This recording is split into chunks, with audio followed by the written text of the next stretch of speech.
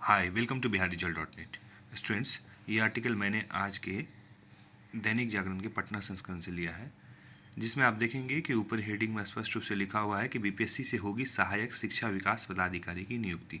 जैसा कि आपको मालूम हो कि विगत कैबिनेट की बैठक में जो है विकास शिक्षा पदाधिकारी की जो है नियमावली 2025 को स्वीकृति मिली थी। उसके बाद ये कन्फ्यूजन बना हुआ है लगातार कि बहाली की प्रक्रिया कैसे होगी, तो उसी से संबंधित ये आर्टिकल बीपीएससी जागरण ने लिखा है। तो आप देखेंगे कि लिखा हुआ है कि राज्य के सरकारी विद्यालय में शैक्षणिक गुणवत्ता की मॉनिटरिंग हेतु सहायक शिक्षा विकास पदाधिकारी की नियुक्ति प्रक्रिया जल्द शुरू होगी।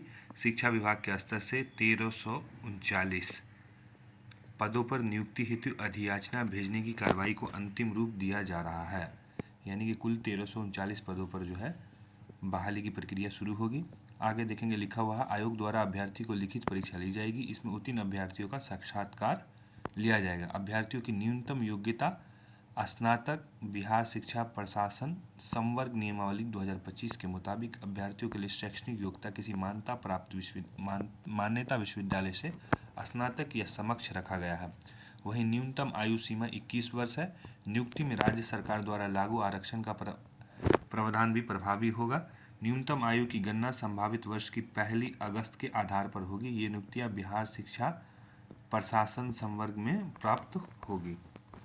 आगे देखेंगे लिखा हुआ है कि सहायक विकास पदाधिकारी की पद मूल कोटि का होगा। इस पद पर नियुक्ति होने वालों की पदोन्नति शिक्षा विकास पदाधिकारी के पद पर होगी। सीधी भर्ती में नियुक्त सहायक शिक्षा विकास पदाधिकारी के वरीयता का निर्धारण आयोग की मेगा सूची के आधार पर किया जाएगा।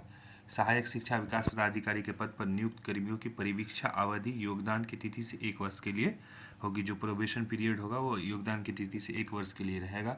साथ ही आगे देखेंगे लिखा हुआ है कि परिवीक्षा अवधि में सेवा संतोषजनक नहीं पाने जाने की स्थिति में परीक्षा अवधि का विस्तार अगले 1 वर्ष के लिए किया जा सकेगा।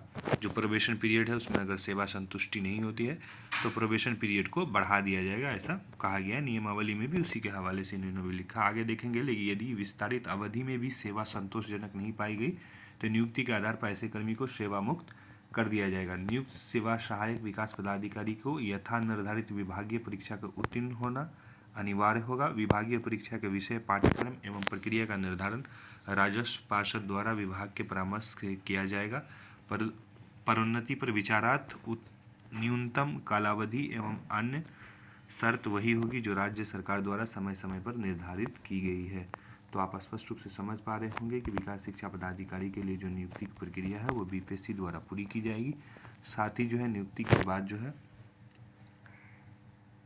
प्रोबेशन पीरियड 1 साल रहेगा। अगर सेवा संतुष्टि मतलब सेटिस्फेक्शन नहीं रहा डिपार्टमेंट को तो प्रोबेशन पीरियड और बढ़ाया जाएगा। उसके बाद भी अगर संतुष्ट नहीं है तो सेवा मुक्त किया जाएगा। हालांकि ये सब ऐसा धरातल पर न्यूनतम लगभग न के बराबर ही देखा जाता है। फिर भी जो नियमावली है उसके अकॉर्डिंग इन्होंने आर्टिकल को छापा है। तो जितने भी अभ्यर्थी हैं वो तैयारी में लगे रहें। हमारी ओर से all the best. Thanks for watching. Stay connected to bihardigital.net।